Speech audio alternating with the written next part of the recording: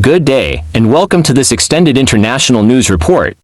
Today, we focus on Greenland, a vast Arctic territory with a small population, but an outsized role in global politics, now at the center of renewed international tension following fresh statements and economic threats by U.S. President Donald Trump. 10 years ago, as an unexpected proposal to purchase Greenland has evolved into a complex geopolitical dispute involving trade tariffs, NATO unity, sovereignty, Arctic security, and the future balance of power, a rapidly changing region. While no official U.S. policy has changed, the latest developments have triggered protests, diplomatic backlash, and emergency talks across Europe, raising important questions about power, pressure, and the rules governing international relations. This report examines what is happening, why it matters, and what comes next. Donald Trump first drew global attention in 2019 when he publicly suggested that the United States should buy Greenland. At the time, the proposal was widely dismissed as unrealistic, but it also forced a broader discussion about Greenland's strategic importance. In recent days, Trump has returned to the issue, this time with sharper language and concrete economic consequences. According to multiple international reports, Trump has threatened to impose tariffs on imports from 8 European countries, including Denmark, unless negotiations are opened regarding U.S. control or acquisition of Greenland.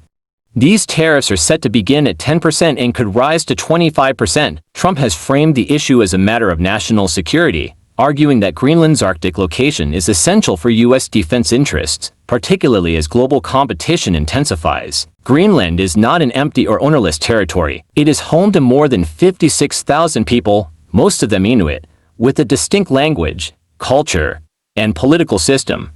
Greenland governs most of its domestic affairs and has been steadily expanding its autonomy from Denmark. Greenland's leaders responded swiftly and unequivocally to Trump's renewed remarks. Officials in Nuuk stated that Greenland is not for sale and that its future will be decided only by Greenlanders themselves. This position reflects both legal reality and public sentiment. In recent days, large protests have taken place in Greenland's capital and other towns. Demonstrators carried signs reading "Greenland is not for sale in our land, our future." These protests are significant not only in size but in message. Greenlanders are asserting agency in a world where powerful nations increasingly view the Arctic as a strategic prize.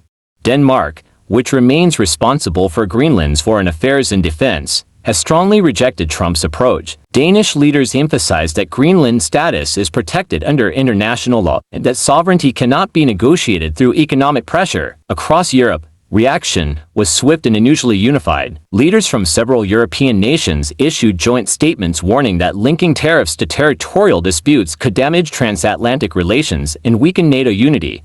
The European Union began discussing possible countermeasures, including retaliatory tariffs, should the U.S. proceed. European officials warned of a dangerous downward spiral, a phrase reflecting concern that economic coercion could replace diplomacy among allies. Greenland's importance lies in 3 key areas: geography, security, and resources. Geographically, Greenland sits between North America and Europe, making it a critical location for early warning missile systems and Arctic surveillance. The United States already operates the Pacific Space Base in Greenland, a facility integral to space monitoring and missile defense. Second, the Arctic itself is changing. Climate change is reducing ice coverage, opening new shipping routes, and increasing military mobility.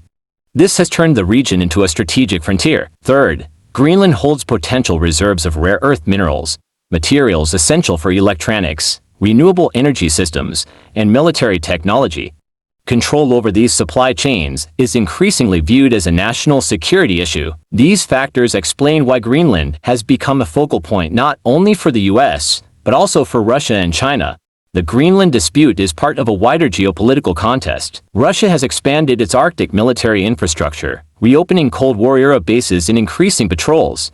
China, while not an Arctic nation, has invested heavily in polar research and infrastructure and declared itself a near-Arctic state. Western nations view Arctic stability as essential to global security.